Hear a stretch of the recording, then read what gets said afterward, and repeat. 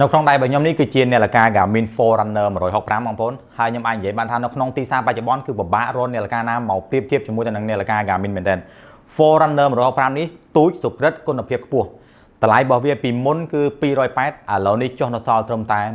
$199បងប្អូនបាទនាឡិកានេះវាមាន function ច្រើនមែនទែនបងប្អូនអាចប្រើប្រាស់ក្នុងការលេងកីឡារត់ជិះកង់ហែលទឹកអីផ្សេងៗអញ្ចឹងណាមានច្រើនជម្រើសមែនទែនហើយជាពិសេសសម្រាប់អ្នកដែលចូលចិត្តកីឡារត់វិញយើងអាចហ្វឹកហាត់ជាមួយទៅនឹងនាឡិកានេះប្រចាំថ្ងៃតែម្ដងវាណែនាំឲ្យយើងហ្វឹកហាត់ប្រចាំថ្ងៃដាក់វិការប្រភេទឲ្យយើងហាត់ហើយមិនមែនតែកីឡារត់មួយទេបងប្អូនចង់ហែលទឹកអីផ្សេងៗគឺការពារទឹកក្នុងជម្រៅរហូតដល់ទៅ50ម៉ែត្រកម្លាំងថ្មរបស់វាគឺបញ្ចូលមកពេញប្រើបានរហូតដល់ទៅជិត10ថ្ងៃបងប្អូនបាទហើយនាឡិកាតម្លៃត្រឹមតែ$199អញ្ចឹងណាបងប្អូនអាចប្រើ touch screen ក៏បានជាមួយទៅនឹងអេក្រង់ AMOLED ប្រើបានទាំងប៊ូតុង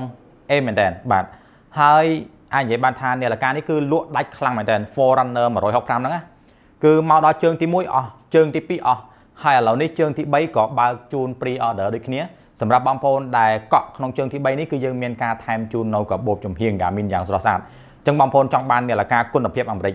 ទិញថ្មីធានា2ឆ្នាំតម្លៃ280ចុះនៅសល់ត្រឹមតែ$199បងប្អូនចាំកាលទៀតកុំភ្លេច pre order ជើងទី3អូខេអញ្ចឹងខ្ញុំបាទ Mandy មានតែប៉ុណ្ណឹងបងប្អូនជួបគ្នាវីដេអូក្រោយ